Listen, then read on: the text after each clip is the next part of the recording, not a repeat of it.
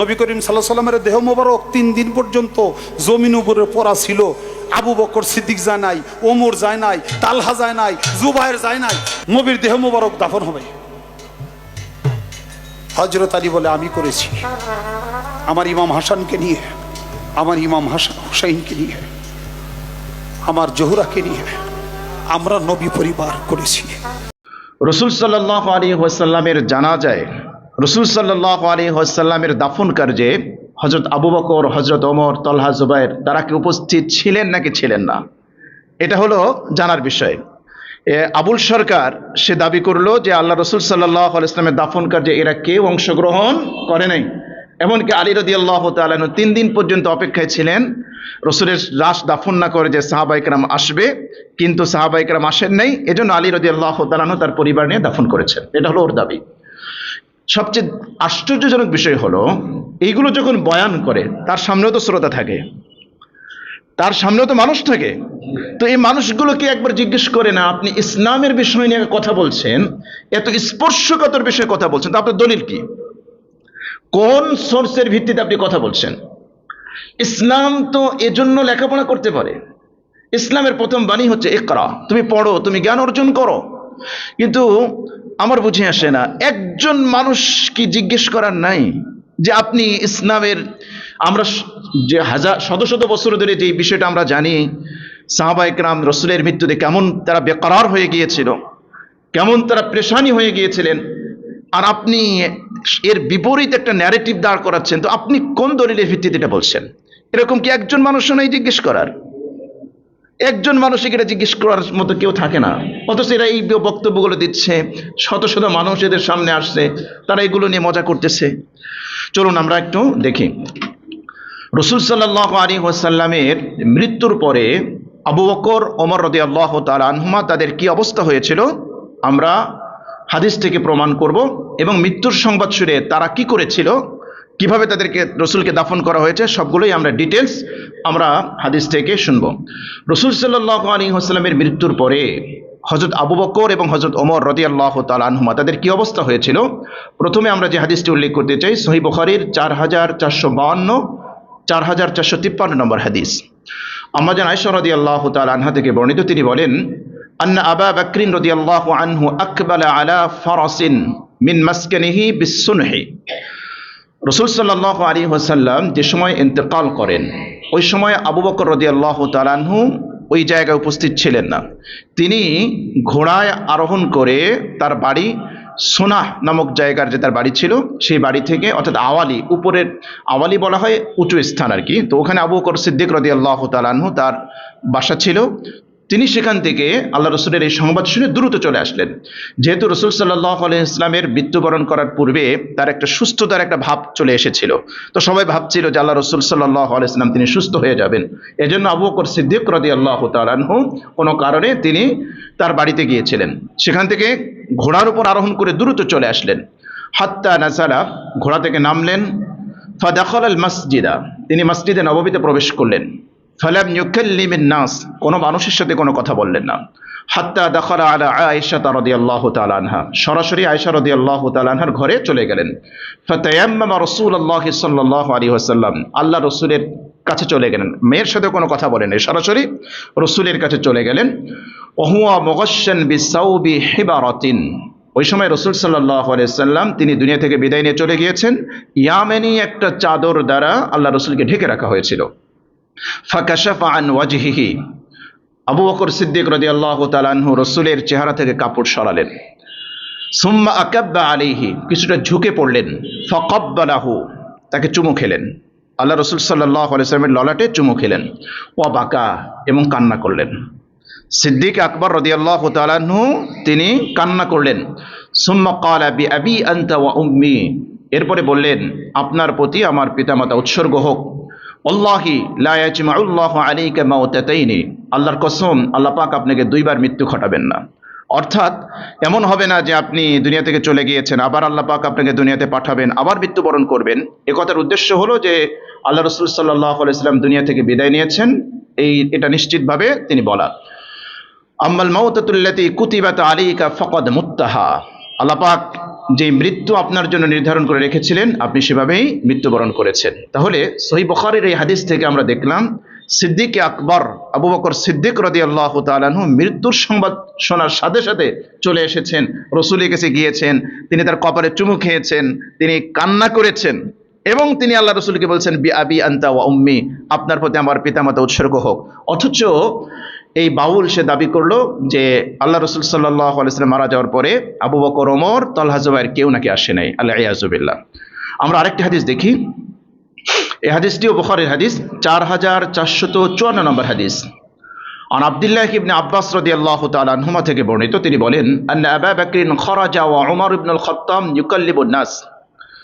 আবু বকর রাদিয়াল্লাহু তাআলা আনহু তিনি বের হয়ে আসলেন, ওমর ইবনে আল খাত্তাব ইউকাল্লিমুন নাস, ওই সময় ওমর ইবনে আল খাত্তাব রাদিয়াল্লাহু তাআলা তিনি মানুষের সাথে কথা বলছিলেন। ফাকালা ইজলিস ইয়া উমর, আবু বকর বললেন হে ওমর তুমি বসে যাও।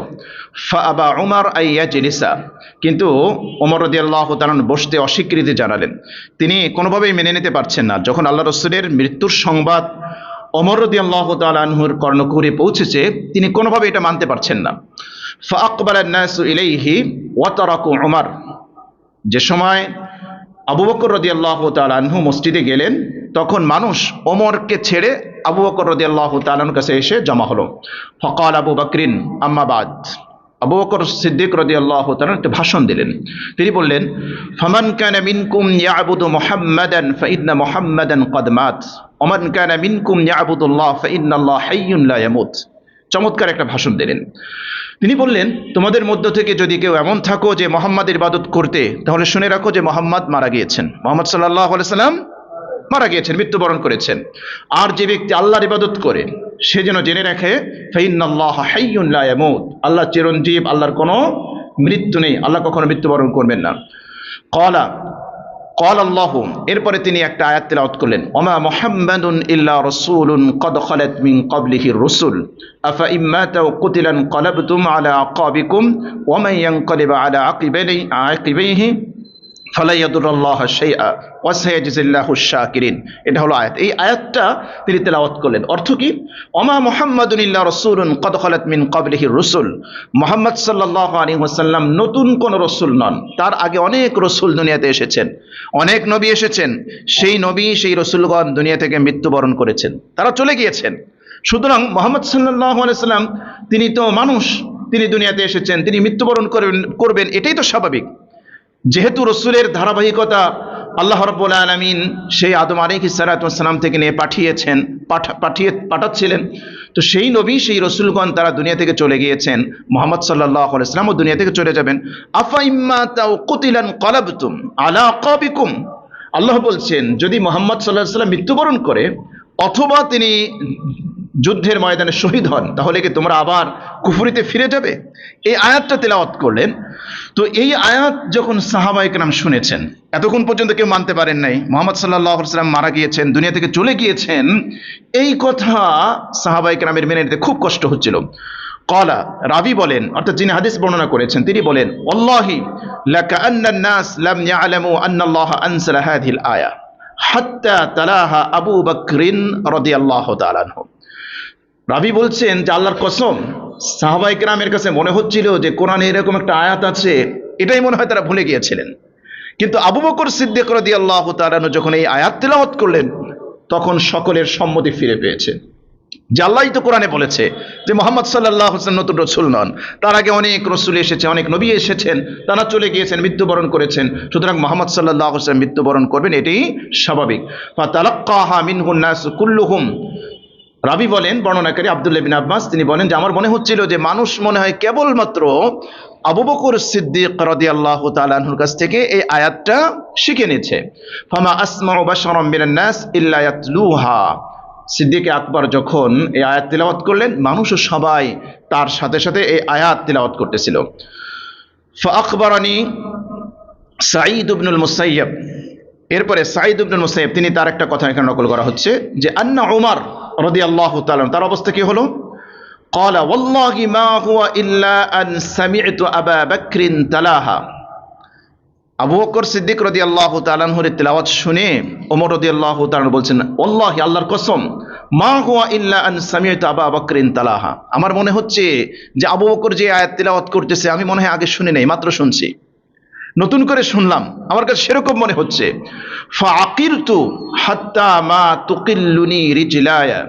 তখন আমার অবস্থা এমন হচ্ছিল যে আমি একেবারে ভীত সন্ত্রস্ত হয়ে পড়লাম, আমার পা আমার শরীরের ভার নিতে পারতেছে না, আমি জমিনে পড়ে যাচ্ছিলাম। ওমর রাদিয়াল্লাহু তাআলা তার অবস্থা এমন হয়েছে, হাত্তা আহওয়াইতু ইলাল আরদ, এমনকি জমিনে আমি পড়ে যাওয়ার উপক্রম হলাম।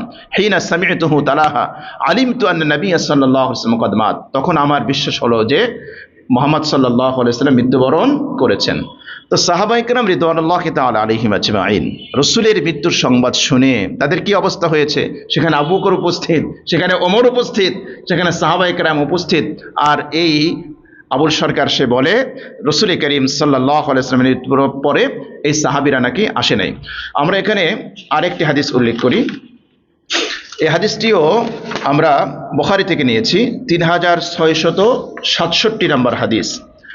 আন আয়েশা রাদিয়াল্লাহু তাআলা আনহা যাওজি নবী সাল্লাল্লাহু আলাইহি ওয়াসাল্লাম, এটি উম্মাহাতুল মুমিনিন আয়েশা রাদিয়াল্লাহু তাআলা আনহা থেকে বর্ণিত।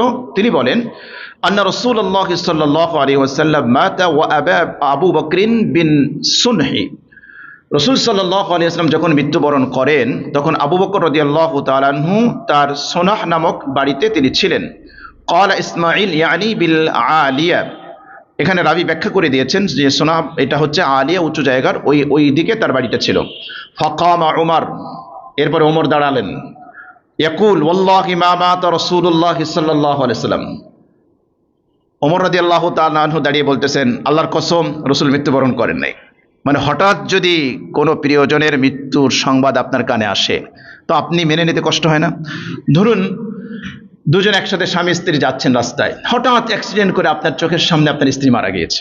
এখন এটা মেনে নিতে স্বাভাবিকভাবে আমাদের কাছে খুব কষ্ট হয়।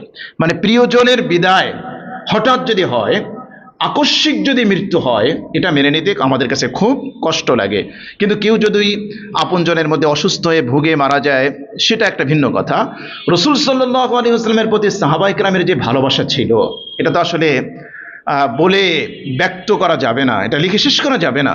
এজন্য ওমর রাদিয়াল্লাহু তাআলা আনহু ভালোবাসার আতিশয্যে তিনি বললেন, আল্লাহি মা মাতা রাসূলুল্লাহ সাল্লাল্লাহু আলাইহি ওয়াসাল্লাম, আল্লাহর কসম রাসূল সাল্লাল্লাহু আলাইহি ওয়াসাল্লাম মৃত্যুবরণ করেন নাই। ক্বালাত, আম্মা জান আয়েশা রাদিয়াল্লাহু তাআলা আনহা তিনি বলেন, ওয়াকালা উমর আল্লাহি মা কানা ইয়াকউ ফি নাফসি ইল্লা যাকা।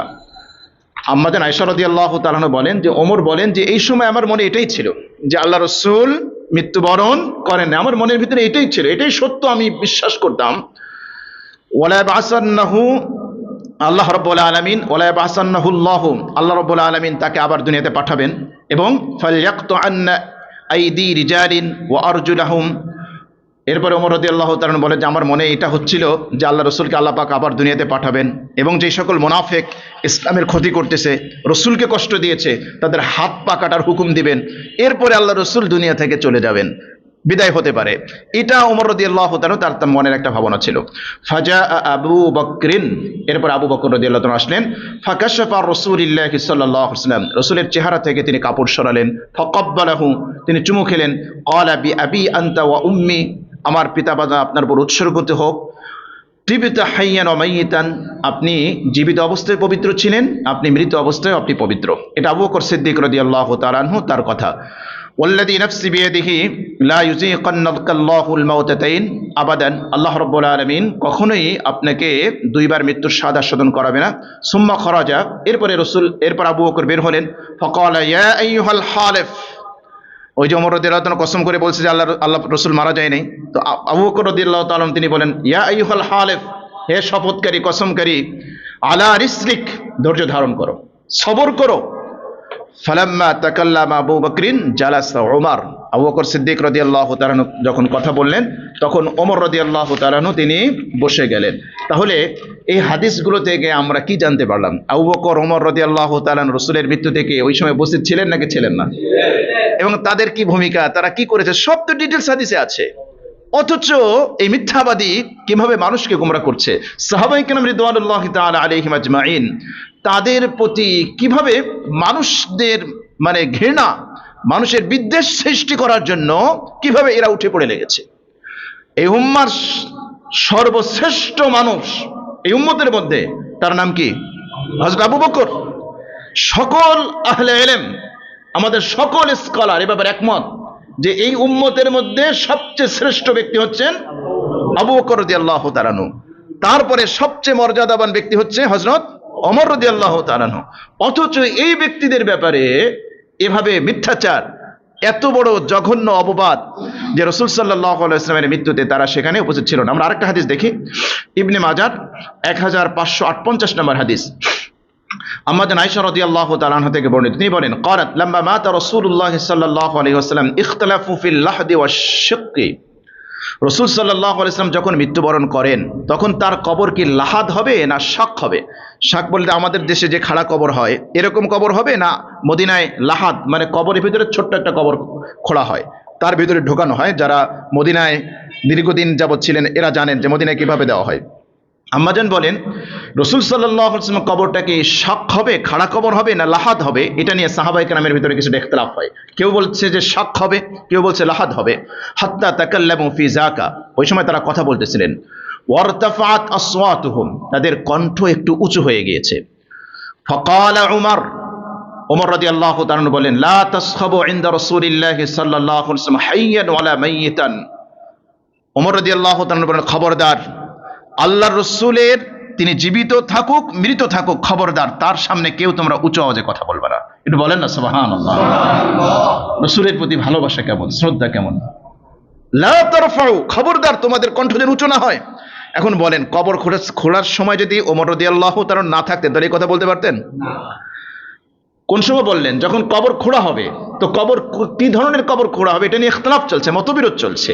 মদিনাওয়ালারা বলতেছে মদিনাবাসী যেভাবে কবর খোঁড়ায় সেভাবে হোক, মক্কাবাসী বলছে না মক্কায় যেভাবে কবর খোঁড়ায় সেভাবে হোক। ওমর রাদিয়াল্লাহু তাআলা বলেন, খবরদার তোমরা তোমাদের কণ্ঠস্বরকে নামাও, নিচু করো। রাসূল জীবিত মৃত যাই হোক না কেন তোমরা তোমাদের কণ্ঠস্বর উঁচু করো না। ফারসালু ইলা শাক্কাক ওয়াল লাহিদ, তোমরা এক কাজ করো, দুই ধরনের কবর যারা খুঁড়তে পারে তাদেরকে ডাকো। যারা খাড়া কবর খুঁজতে পারে তাকেও ডাকো, আর যারা লাহাদ করে এদেরকেও ডাকো। ফাজা আল্লাহিদ, কিন্তু দুজনকেই খোঁজা হলো। পরবর্তী হাদিসে আমরা এটা ব্যাখ্যা পাচ্ছি। দুজনের কাছে সংবাদ পাঠালো। আবু উবাদা ইবনুল জাররাহ ওনার কাছে পাঠানো হলো, আরেকজন হলো যে আবু তলহা, ওই যে এই মৃত্যুক দাবি করেছিল তলহা ছিল না, সেই তলহা, তার কাছে খবর পাঠানো হলো। ফাজা আল্লাহিদ, এরপরে তিনি লাহাদ কবর খোঁড়ে তিনি আসলেন। ফালাহাদ আলী রাসূলিল্লাহ সাল্লাল্লাহু আলাইহি ওয়াসাল্লাম সুম্মা দুফিনা, আল্লাহ রসুলের জন্য এই লাহাদ কবর খোঁজা হলো, এরপরে আল্লাহ রসুলকে দাফন করা হলো। এখন ওমর রাদিয়াল্লাহু তাআলা আনহু যদি ওইখানে না থাকতেন, আবু তালহা যদি না থাকতেন, তাহলে আবু তালহা নিজে কবর খুঁড়েছেন আর ওমর রাদিয়াল্লাহু তাআলা এই কথা বলেছেন, এটা একেবারে সহিহ হাদিস। অথচ এই মিথ্যুক সে দাবি করে এরকম জলিলুল কদর সাহাবী তারা নাকি এইখানে ছিলেন না। আমরা আরেকটা হাদিস দেখি, এই হাদিসটি ইবনে মাজাতে এসছে 1628 নম্বর হাদিস। عن ابن عباس رضي الله تعالى عنهما قال, আব্দুল্লাহ ইবনে আব্বাস রাদিয়াল্লাহু তাআলা আনহুমা তার থেকে বর্ণিত। আপনারা কি আলোচনা বুঝতেছেন? আব্দুল্লাহ ইবনে আব্বাস রাদিয়াল্লাহু তাআলা আনহুমা তার থেকে হাদিস বর্ণিত। তিনি বলেন, লাম্মা আরাদু আন ইয়াহফিরু লিরাসূলিল্লাহি সাল্লাল্লাহু আলাইহি ওয়াসাল্লাম, যখন সাহাবায়ে কেরাম রাসূলের কবর খোঁড়ার ইচ্ছা করলেন, বাসু ইলা আবি উবাইদা ইবনিল জাররাহ ওয়া কানা ইয়াদরাহু কাদরিহি আহলি মক্কা, তারা আবু উবাইদা ইবনুল জাররাহকে ডেকে পাঠালেন। এই আবু উবাইদা ইবনুল জাররাহ মক্কাবাসী যেভাবে কবর খোঁড়ে সেভাবে কবর খুঁড়তেন, তাকেও তার কাছে সংবাদ পাঠালেন। ওয়া বাসু ইলা আবি তলহা, আবু তলহার কাছেও সংবাদ পাঠালেন। ওয়া কানা হুয়াল্লাযী ইয়াহফিরু লি আহলিল মদিনা, আবু তলহা মদিনাবাসী যেভাবে কবর খুঁড়ে এইভাবে কবর খুঁড়তে তিনি এক্সপার্ট ছিলেন। তাহলে দুজনকে ডেকে পাঠালেন, একজন হচ্ছেন কে? আবু উবাইদা ইবনুল জাররাহ, আরেকজন কে? আবু তলহা। তাহলে আবু তালহা রাদিয়াল্লাহু তাআলা আনহু তিনি কবর খুঁড়েছেন, আর এই মৃত্যুক সে দাবি করে কি রাসূল সাল্লাল্লাহু আলাইহি ওয়াসাল্লাম দাফনের সময় সে ছিল না, অথচ নিজে কবর খুঁড়েছেন। দেখেন, ওয়াকান ইলহাদু ফাবাসু ইলাইহিমা রাসূলাইনি, দুজনের কাছে সংবাদ বাহককে পাঠানো হলো। ওয়াকাল আল্লাহুম্মা খির লি রাসূলিকা, তখন সাহাবায়ে কেরাম দোয়া করলেন, আয় আল্লাহ, আপনি যাকে পছন্দ করেন, আপনার রাসূলের জন্য কি কবর হবে, আপনি যাকে কোনো একজনকে আপনি পছন্দ করেন, যেই কবরটা আপনার রসুলের জন্য আপনি পছন্দ করবেন তাকে আপনি তাড়াতাড়ি পাঠান। অর্থাৎ তারা বলল যে আগে আসবে সে সেই কবর খুঁড়বে। যদি আবু তলহা আগে আসে তাহলে মদিনার লাহাদ হবে, আর যদি আবু উবাইদা ইবনুল জাররাহ আগে আসে তাহলে শাক হবে, খাড়া কবর হবে, মক্কাবাসীর কবর। তো সাহাবায়ে কেরাম দোয়া করলেন, আল্লাহুম্মা খির লি রসুলিকা, আপনার রসুলের জন্য কি কবর হবে, আপনি দুইয়ের জন্য একজনকে পছন্দ করেন। ফাওয়াজাদু আবা তলহা, তারা আবু তলহাকে পেয়েছে। ফাজি আবিহি, তাকে নিয়ে আসা হলো। ওয়ালাম ইউজাদ আবু উবাইদা, আবু উবাইদাকে ওই সময় পাওয়া যায় নাই। ফালাহাদ আলী রসুলিল্লাহ সাল্লাল্লাহু আলাইহি ওয়াসাল্লাম, এরপরে রসুল সাল্লাল্লাহু আলাইহি ওয়াসাল্লামের জন্য লাহাদ কবর খোঁড়া হলো। ক্বালা ফালাম্মা ফারাগু মিন জিহাজিহি, এরপরে যখন কবর খোঁড়া হলো, রসুল সাল্লাল্লাহু আলাইহি ওয়াসাল্লাম দাফন করা হলো, তারপরে কিভাবে দাফন করা হয়েছে, কিভাবে জানাজা হয়েছে, তার ডিটেলস বয়ানটা এখানে এসছে। প্রথমে যারা বড় সাহাবী ছিলেন তারা জানাজা নামাজ পড়েছেন, তারপরে মহিলারা সেখানে উপস্থিত হয়ে তারা সেখানে অংশগ্রহণ করেছেন, তারপরে শিশুরা, যেটা এই হাদিসের মধ্যে ডিটেলস আছে, আমি আর ওইদিকে যাচ্ছি না। তাহলে আমরা যে হাদিসগুলো উল্লেখ করলাম একেবারে অথেন্টিক সোর্স থেকে, বুখারীর হাদিস, এটাকে গায়ের সহি বলার কোনো সুযোগ নেই। অন্যান্য যে কিতাবের হাদিসগুলো আমরা পেশ করেছি সবগুলো সহি হাদিস। তো এই হাদিসগুলোই দেখতে পেয়েছি যে এই মিথ্যুক যাদের ব্যাপারে দাবি করেছে যে আল্লাহ রসুল সাল্লাল্লাহু আলাইহি ওয়াসাল্লামের লাশ 3 দিন পর্যন্ত জমিনে পড়েছিল, কেউ আসে নাই, শুধুমাত্র আলী রাদিয়াল্লাহু তাআলা আনহু এবং হাসান হুসাইন আর ফাতেমা রাদিয়াল্লাহু তাআলা আনহা, তাদেরকে নিয়ে তিনি দাফন করেছেন। তার এই দাবি সত্য না মিথ্যা? চরম মিথ্যা, যেগুলো আমরা এই হাদিসগুলো থেকে আমরা প্রমাণ পেশ করেছি। আপনাদের মনে একটা প্রশ্ন আসছে যে তাহলে রসুল সাল্লাল্লাহু আলাইহি ওয়াসাল্লামের দাফনটা বিলম্ব হলো কেন? এটা একটা প্রশ্ন আপনাদের মনের ভিতরে খুশখুশ করতেছে, আমি বুঝতেছি।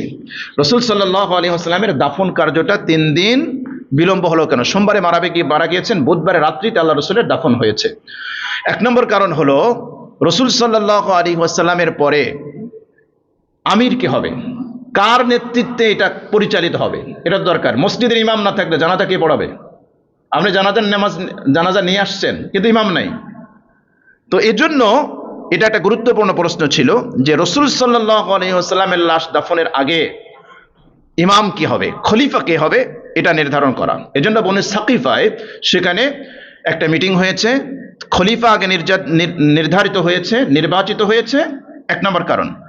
2 নম্বর কারণ, হাদিস থেকে আপনারা জানছেন রসুল সাল্লাল্লাহু আলাইহি ওয়াসাল্লাম যখন মারা যায় তখন কি আমাদের মতো মোবাইল ছিল? না। সাহাবায়ে কেরাম রিদওয়ানুল্লাহি তাআলা আলাইহিম আজমাইন, তাদের কাছে খবর পৌঁছে সময় লাগে নাই? অবশ্যই লেগেছে। তখন তো আর একটা মাত্র গলি ছিল না, একটা জায়গা ছিল না। তখন মরুভূমির এখানে কিছু সাহাবা বাস করতেন, দূরে কিছু বাস করতেন, তাদের কাছে সংবাদ পৌঁছতে বেশ একটা সময় লেগেছে। এটা একটা বিলম্বের কারণ। 2 নম্বর, রসুল সাল্লাল্লাহু আলাইহি ওয়াসাল্লামকে দাফন করা হবে কোথায়, এটা নিয়ে বেশ একটা মতবিরোধ ছিল। মদিনাবাসী তারা কেউ বলতেছে যে জান্নাতুল বাকিতে হবে, সাহাবায়ে কেরাম রিদওয়ানুল্লাহি তাআলা আলাইহিম আজমাইন এখানে দাফন হবে। মক্কাবাসী বলতেছে না, জান্নাতুল মুআল্লা, মক্কায় যে কবরস্থান আছে সেখানে হবে, মক্কায় নিয়ে যাব। এটা নিয়ে একটা ইখতিলাফ ছিল। এটার কারণে এটা সমাধান হতে বিলম্ব হয়েছে। কবর কিভাবে খোঁড়া হবে সেটা নিয়েও মতবিরোধ হয়েছে। তো ওটা সমাধান হলো কিভাবে? আবু বকর সিদ্দিক রাদিয়াল্লাহু তাআলা আনহু তিনি বললেন যে আমি রসুলকে শুনেছি নবীরা যেই জায়গায় মৃত্যুবরণ করে ওই জায়গায় তাকে দাফন করা হয়। তো এটা সমাধান হয়েছে। রসুল সাল্লাল্লাহু আলাইহি ওয়াসাল্লাম যে হুজরাখানায়, আম্মাজান আয়েশা রাদিয়াল্লাহু তাআলা আনহার হুজরাখানায় যেখানে মৃত্যুবরণ করেছে, ওইখান থেকে আল্লাহ রসুলের বিছানাটা সরিয়ে ওখানে কবর খোঁড়া হয়, ওইখানে দাফন করা হয়েছে। এরপরে কবর খোঁড়া নিয়ে ইখতিলাফ হয়েছে, কিভাবে কবর খুঁড়বে, লাহাদ হবে না শাক হবে, সেটা নিয়ে একটা মতবিরোধ হয়েছে। তারপরে রসুল সাল্লাল্লাহু আলাইহি ওয়াসাল্লামকে গোসল কিভাবে দেওয়া হবে, এটার সমাধান মোটে পাওয়াই যাচ্ছিল না। যে রসুল সাল্লাল্লাহু আলাইহি ওয়াসাল্লাম কি আসলে স্বাভাবিক অন্যান্য যারা মৃত্যুবরণ করে তাদের মতো গোসল দেওয়া হবে নাকি অন্য কোনো পন্থায় গোসল দেওয়া হবে, এইটার সুরাহা হতে বেশ সময় লেগে গিয়েছে। আরেকটা বিলম্ব হওয়ার কারণ হলো রসুল সাল্লাল্লাহু আলাইহি ওয়াসাল্লামের জানাজা একসাথে হয় নাই। জানাজা একসাথে হয় নাই, এটা বিলম্বের অনেক লম্বা একটা সময় লেগেছে। সাহাবায়ে কেরাম রিদওয়ানুল্লাহি তাআলা আলাইহিম আজমাইন হুজরাখানায় যার যার মতো করে গিয়েছেন, তারা ওখানে গিয়ে ওইভাবে নামাজ পড়েছেন। আল্লাহ রসুল সাল্লাল্লাহু আলাইহি ওয়াসাল্লামের লাশকে সামনে নিয়ে আর অন্য কেউ ইমামতি করবে, এইটা কেউ এই সাহস দেখাচ্ছিল না। এজন্য অল্প অল্প করে মানুষ জানাজা পড়েছে। এখন আপনি ধরেন 50,000 মানুষ যদি নামাজ পড়ে, ধরেন 50,000 আমরা ধরে নিলাম, এবং যদি 8 জন 10 জন হুজরাখানার ভিতরে ঢুকে ওইখানে নামাজ পড়ে, তাহলে কত সময় লাগবে? তো এভাবে এই বেশ কিছু কারণে রসুল সাল্লাল্লাহু আলাইহি ওয়াসাল্লামের জানাজাটা বিলম্ব হয়েছে।